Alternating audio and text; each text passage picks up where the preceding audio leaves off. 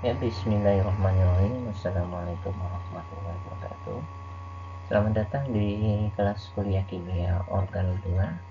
Kita akan membahas materi yang kemarin di Google Classroom, ya, tentang asam amino dan protein. Apakah itu asam amino dan protein itu sendiri? Nah, kita akan bahas pada materi. Sekarang kita akan membahas tentang pengertian dari protein. Protein adalah senyawa, ini bahasa Yunani disebut proteios, yaitu senyawa yang pertama dan terpenting dan utama. Dia merupakan senyawa poliamida yang tersusun dari amida-amida, rantai-rantai amida, sehingga membentuklah senyawa protein, di mana amida itu mengandung asam amino. Ya, amida tersebut bisa terhidrolisis, ya, bisa dengan suatu asam atau basa sehingga menjadi asam amino, di mana asam amino itu penamaannya adalah asam amino karboksilat. Dari penamaannya kita bisa mengetahui bahwa di dalam gugus struktur asam amino itu mempunyai gugus utama, yaitu amino itu sendiri, gugus amino, dan ada juga gugus karboksilat, ya, dimana nanti di satu atom C-nya itu berikatan dengan 4 tangan, dimana satu tangannya berikatan dengan gugus amino, yang satunya berikatan dengan gugus karboksil, yang satunya berikatan dengan gugus hidrogen, dan satunya lagi berikatan dengan gugus alkil. Nah, gugus alkil di sini atau R di sini adalah variasi dia menentukan dia asam amino apa. Misalnya dia membentuk suatu metil, ataukah dia sebentuk hidroksida atau OH, atau dia ada penamaan sebagai tripsin, lisin, atau glisin. Itu akan menentukan sifatnya, ya, baik sifat fisika, kimia, maupun nanti pada identifikasi penamaannya. Nah, kalau kita lihat di sini, dia tersusun oleh 4 atom, ya, 4 atom di sini, ada 4 R, ya. Yang pertama adalah karboksilat, ya, nanti dia mempengaruhi sifat dari keasaman itu, ya. Keasaman berarti mempengaruhi dari tingkat polaritas. Amina bersifat basa lemah, nanti mempengaruhi, ya, dan keasaman cenderung bersifat basa lemah. Terus hidrogen, ya, bersifat ikatan hidrogen, bersifat asam, meningkatkan tingkat polaritasnya. R, ya, meningkatkan alkilnya atau variasi strukturnya, ya, itu mempengaruhi. Ya, untuk dilihat dari strukturnya ini bisa menentukan sifat kimia maupun fisika dari suatu asam amino. Nah, di sini asam amino, ya, yang paling sederhana adalah glisina. Selain glisina ada juga asam amino yang memiliki C alfa chiral, ya, yang dapat memutar bidang polarisasi dengan struktur yang hampir sama, di mana berat molekulnya sama, rumus molekulnya sama, tetapi dia kiralitas, ya, nanti bisa disebut LiPo dextral, ya. Dan termasuk dalam deret L atau LiPo, ya, bisa memutar bilangan polarisasi ke arah kiri atau dextro memutar bilangan ke arah kanan. Gugus di sekeliling C alfa ini, ya, C alfa. Jadi tadi C alfa titik inti dari suatu asam amino mempunyai konfigurasi mirip dengan gliseraldehida, ya, dari namanya gliseraldehida dia mempunyai suatu aldehid, ya, ini, ya, aldehid CH. Nah, ini mirip dengan suatu glisina tadi.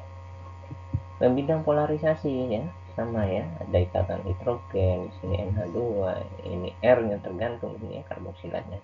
Jadi strukturnya di sini, ya, ini mempengaruhi dari sifatnya tadi. Ya, tapi L-glyceride itu berbedanya dia cuma di asam salisilatnya dan gugus amina, ya, dia nggak punya gitu, ya, ya, sehingga L-glyceride ini hampir bukan senyawa asam amino yang suatu aldehid, ya, tapi mempunyai kiralitas yang sama dengan asam amino. Di sini L-glisina, ya, senyawa glisin. Bagaimanakah sifat fisika kimia asam amino, ya? Titik lelehnya atau titik leburnya itu lebih dari 200 derajat Celcius, ya, lumayan tinggi karena pH-nya mungkin mempengaruhi juga berat molekulnya semakin besar, titik lebur juga semakin tinggi. Larut dalam air dan pelarut polar lainnya, ya, dilihat dari strukturnya, nanti kita lihat, ya, disebut apa dia, soliter ion bipolar, ya, ada, ya. tidak larut dalam pelarut nonpolar ya, di etil benzen dan benzen. Nah, kalau kita lihat di sini dia larut dalam senyawa polar ya, karena ada segugus senyawa karboksil di situ ya, sehingga mempengaruhi tingkat polaritasnya ya, sehingga dia menjadi sifatnya menjadi asam, sehingga polaritasnya menjadi tinggi, sehingga dia mudah larut dalam pelarut yang polar. Sedangkan non polar ya, dia cuma didukung oleh suatu amin ya gitu ya, sifat basa tadi ya, basanya juga terlalu lemah gitu kan, sehingga polaritasnya ya tidak terlalu rendah. Nah, ini nanti dipengaruhi oleh alkilnya, nilai R-nya di sini ya. Apakah L ini berbentuk alkana, apa gus hidroksida, nah, ini mempengaruhi dalam tingkat polaritasnya. Tapi kalau secara umum ya, dia masih larut dalam pelarut air. Memiliki momen dipol yang besar ya, karena dia larut dalam air, pasti kata momen dipolnya tinggi. Kalau dia bersifat non polar, momen dipolnya dianggap nol ya, sama sekali tidak larut di dalam larut polar. Kurang bersifat asam dibandingkan asam karboksilat. Apabila dibandingkan dengan asam karboksilat, dia sendiri tidak terlalu asam ya. Misalnya COCOH ya, dia tidak terlalu asam ya. Tapi ada gugus karboksilatnya. Tapi di sini dia juga punya gugus basa ya, amina. Sehingga gugus basa ini mempengaruhi tingkat keasamannya tadi gitu ya. Di mana pKa-nya ekivalen dengan 10 gitu ya. Ya, berarti sekitar 6 ya, pH-nya 4. Terus bersifat ion dipolar atau zwitter ion ya, karena dia bisa bersifat asam, bisa bersifat basa ya, karena ada dua komponen struktur senyawa tadi, yaitu ada gugus karboksil yang tadi bersifat asam dan gugus amina yang bersifat basa. Tetapi gugus karboksil di sini apabila dia mengalami ionisasi, kehilangan hidrogen yang menyebabkan identitas senyawa hidrogen itu yang menyebabkan suatu senyawa menjadi suatu asam. Tetapi kalau hidrogennya hilang, di mana karboksilat itu mengalami ionisasi ya, menjadi suatu ion karboksil, ini menjadi ion karboksil menjadi sifatnya menjadi basa. Dan kebalikannya, suatu amin di sini yang tadi dia punya satu pasang elektron yang meningkatkan dia menjadi senyawa yang basa lemah, sehingga dia akan mengalami penambahan gitu ya, penambahan ikatan hidrogen dari karboksil tadi ke sini, penambahan H+1, sehingga dia menjadi asam. Yang tadinya basa lemah dia menjadi asam, sehingga apabila ya, nah ini yang disebut zwitter ion gitu ya, di saat dia tidak mengalami ionisasi dia menjadi suatu senyawa yang asam, di saat dia mengalami ionisasi dia menjadi senyawa yang basa. Itu disebut zwitter ion. Kita sudah bahas tentang asam amino ya. Sekarang kita lanjut ke contoh dari asam amino esensial dan non esensial. Asam amino esensial dari pengertiannya sendiri yaitu asam amino yang sering dibutuhkan oleh tubuh gitu ya. Jadi tubuh itu membutuhkan itu gitu ya. Jadi kita hidup mana-mana membutuhkan asam amino esensial ya. Dan itu biasanya juga diolah oleh tubuh gitu ya, atau mengalami biometabolisme ya, dalam tubuh. Dan ada juga non esensial yang tidak dibutuhkan juga di dalam tubuhnya, tidak sering ya dibutuhkan oleh tubuhnya, sebagian akan disimpan, sebagian dikeluarkan. Ini ibaratnya hampir sama kayak senyawa kimia. Kalau ada dalam bahan alam ada metabolit sekunder dan ada metabolit primer gitu ya. Metabolit sekunder yang primer itu yang dibutuhkan oleh tubuh untuk kegiatan sehari-hari, metabolit sekundernya untuk perlindungan tubuh ya, untuk antisipasi atau senyawa-senyawa efektif sebagai farmakologiknya di situ. Nah, asam amino yang diperlukan ya pada proses sintesis protein ya, dan tidak disintesis sendiri oleh organisme, oleh hewan ya. Contohnya apa di sini adalah arginin ya, histidin, isolisin, lisina, terus lisin, metionina, fenilalanine, treonina, triptofan, dan kalinina. Nah, pengubahan dari asam amino esensial ke non esensial ya, kita beri contoh di sini. ini ada asam amino. Ini yang terjadi mengalami biometabolisme di dalam tubuh gitu ya. Jadi tubuh bisa mengubah asam amino esensial menjadi ke non esensial apabila dia tidak dibutuhkan kembali gitu. Atau juga untuk efek yang lain. Contoh di sini adalah asam amino esensial, yaitu adalah fenilalanina. Fenilalanina apabila masuk di dalam tubuh dibagi menjadi dua kategori ya proses enzimatiknya, yaitu dengan suatu enzim hidroksilase fenilalanin ini diubah menjadi senyawa tirosin ya. Ini yang dibutuhkan ya. Apabila pada misalnya ada penderita fenilketonurea ya, fenilketonurea di sini dia sangat hipersensitif ya terhadap senyawa fenilalanina. Nah, apabila senyawa fenilalanina ini masuk ke dalam penderita fenilalanina, dia akan diubah bukan menjadi tirosina, tetapi menjadi asam fenilpiruvat. Nah, asam fenilpiruvat ini yang sangat berbahaya pada penderita fenilketonurea ya. Ya, nanti dia bisa meningkatkan kadar ureanya ya, nanti bisa mengganggu kesehatan yang macam-macam di situ ya, bisa hipertensi, asam urat dan lainnya.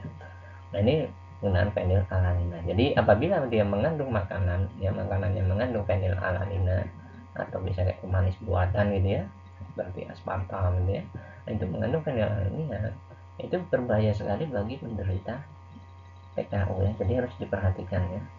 Nah, tapi jarang ya, ada berapa sekian persen yang menderita PKU gitu ya. Nah, sekarang kita bisa mengecek juga asam amino berdasarkan gugus sampingnya gitu ya.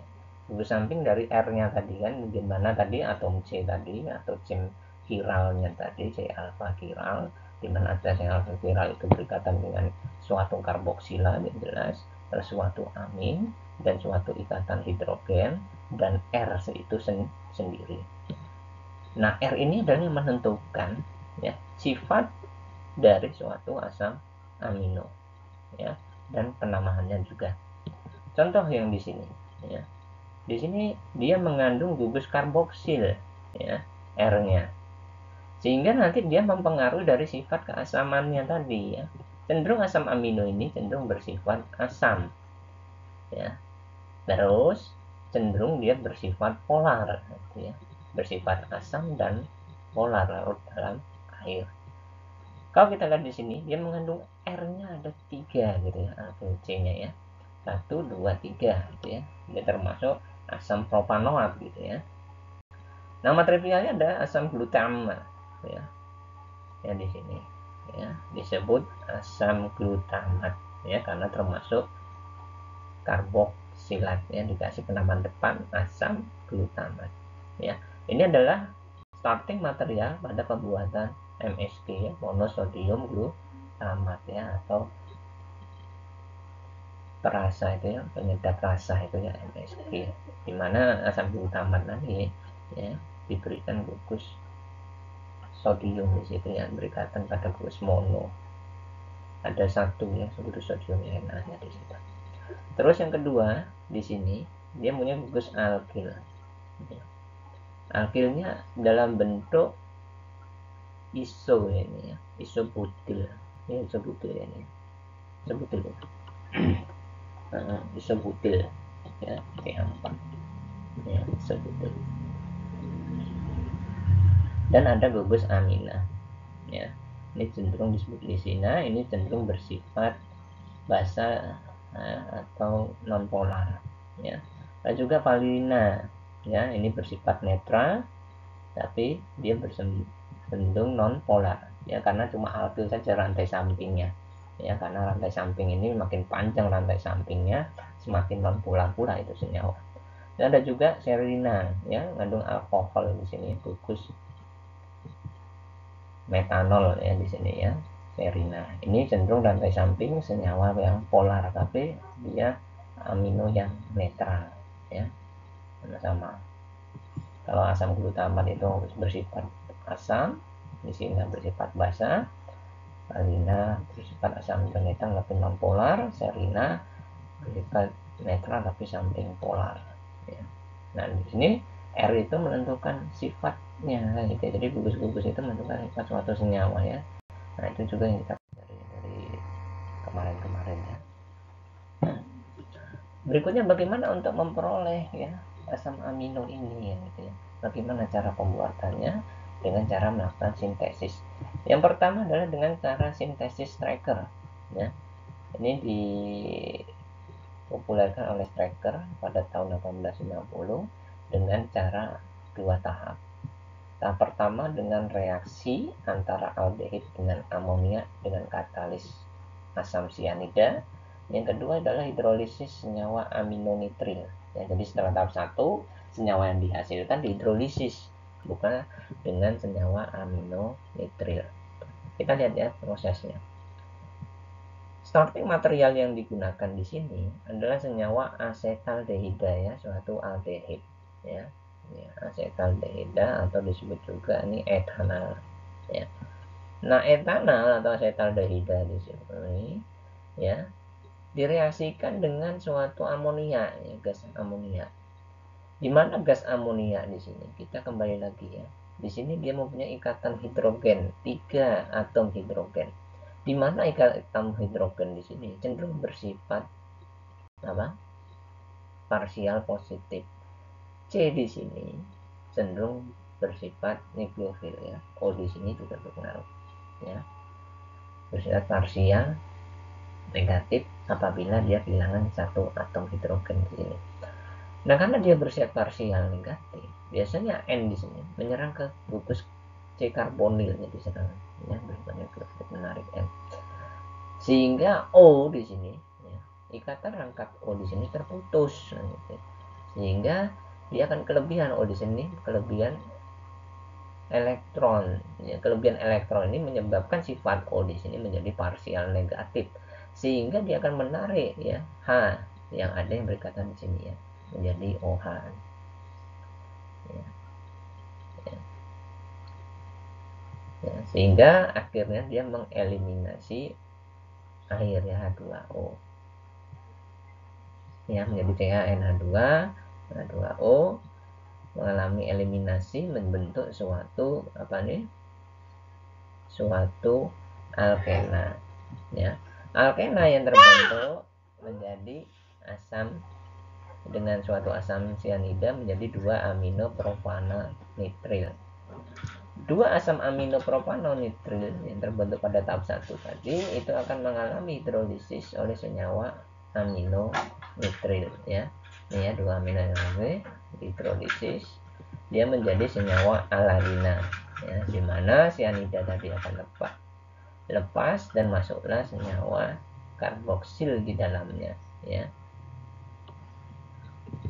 Terus aminasi alfa-halo sintesis vitamin Gabriel dan aminasi reaktif.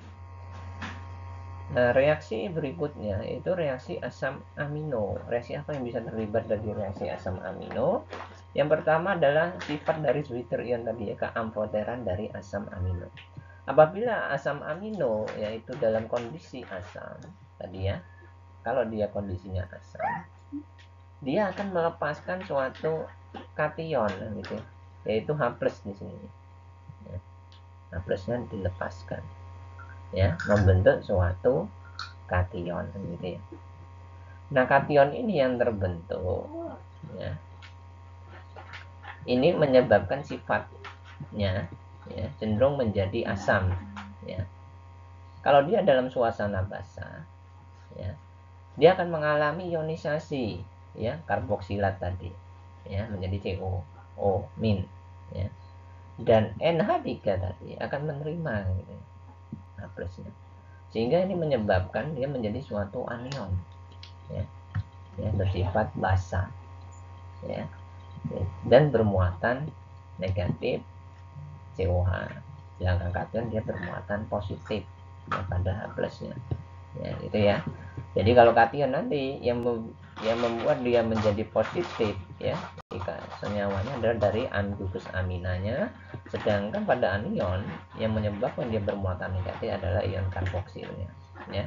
Pada tadi kita di awal membahas tentang Switzer ion tadi ya, makanya disebut bisa amfoter ya. Dia kadang bisa menjadi kation bisa juga menjadi anion, tergantung dalam suasana.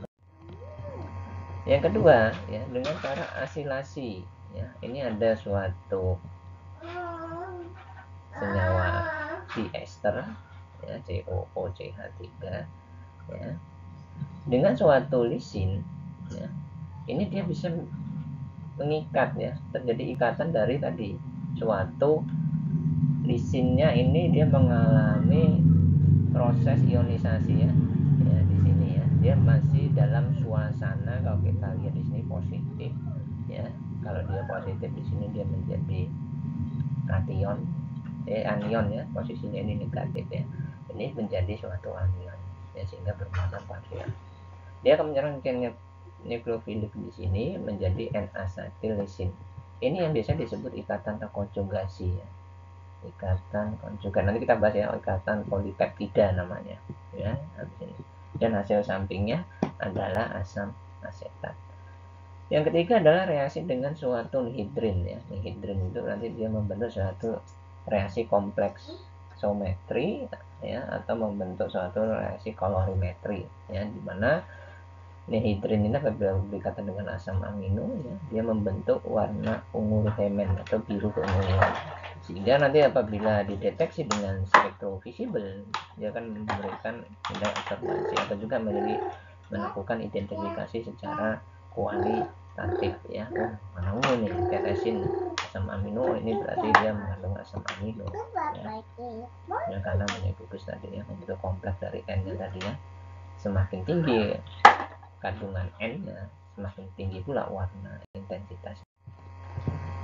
Tadi sudah kita bahas adalah asam amino, ya. Berikutnya adalah peptida, ya. Peptida itu adalah gabungan dari suatu asam amino, ya. Jadi asam amino itu tergabung menjadi satu dengan ikatan peptida. Nah, senyawa yang terbentuk itu disebut namanya peptida. Bisa 2 atau lebih dari 2. Nah, ikatan peptida di sini terbentuk dari gugus amino dengan gugus karboksil. Jadi yang berfungsi 2 saja, ya. Karboksil dan amino tadi. Ya, itu yang berikatan. Jadi yang berikatan antara misalnya gugus A di sini, ya. Gugus A di sini alanina, gugus B-nya adalah glisina. Yang berikatannya cuma karboksilnya dan aminonya. Jadi nggak bisa karboksil dengan karboksil, nggak bisa, karena tadi sifat Twitter ionnya tadi avodarnya, ya, karena tadi kalau kita lihat kalau dia mengalami terionisasi misalnya dengan kondisi basah, nah, gugus karboksil ini dia menjadi bersifat parsial negatif sehingga dia bisa menangkap glisina, ya, dimana gugus aminanya tadi glisina itu menjadi parsial positif sehingga muncullah ikatan peptida di situ, ya. Nah, itu kelebihannya. Tetapi kalau dia di sini parsial negatif, dia mau berikatan dengan karboksil yang di glisina, ya nggak bisa negatif dengan negatif, ya, tidak akan terjadi ikatan.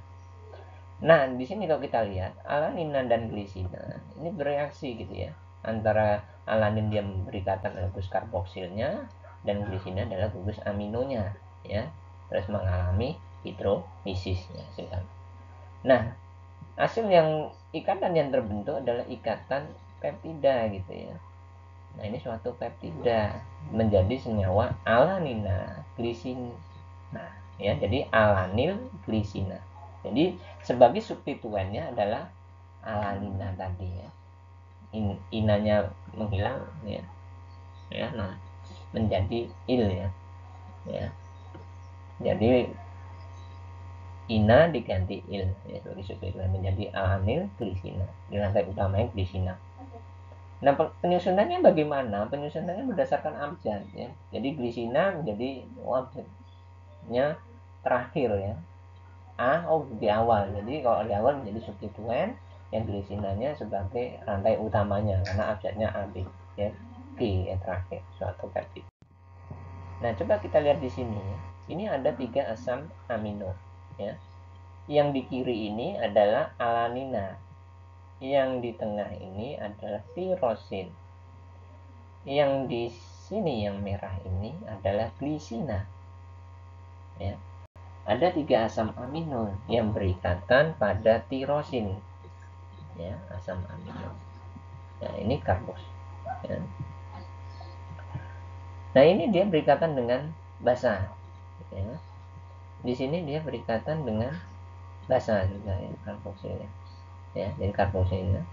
Nah, jadi nggak ada yang sama ya, ujung kanan. Nah, penamaannya apa? Alanil tirosil glisina ya, berdasarkan amino yang kita lihat di sini. Ya, sekian, terima kasih. Ada pertanyaan? Itu kuliah singkat saya pada analisis apa? Pada analisis suatu asam amino dan pengertian dari protein ya. Jadi mana sifat-sifat kimia proteinnya, bagaimana namanya. Silakan Anda simak video ini sebagai masukan untuk Anda mempelajari soal. Terima kasih. Assalamualaikum warahmatullahi wabarakatuh.